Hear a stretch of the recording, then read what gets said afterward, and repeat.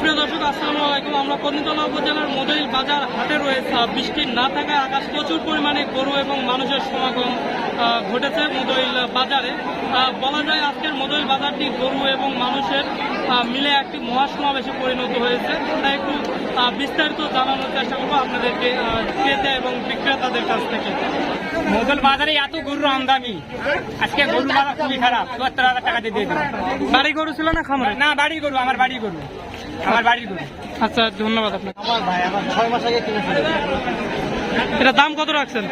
2,20,000। বাজার কেমন দেখতেছেন? সেল হতে পারে কিনা বা কিরকম? ইনশাআল্লাহ সেল হবে কিছুক্ষণের মধ্যে। আজকে বাজার কেমন কি বুঝতেছেন এখানকার? বাজার আলহামদুলিল্লাহ মোটামুটি ভালো দেখতেছি, সেল হবে কোনো। মদইল বাজারে আজকে এই গরুটা কিনলাম ৭০,০০০ টাকা দিয়ে। গরু অনেক আমদানি হয়েছে আজকে।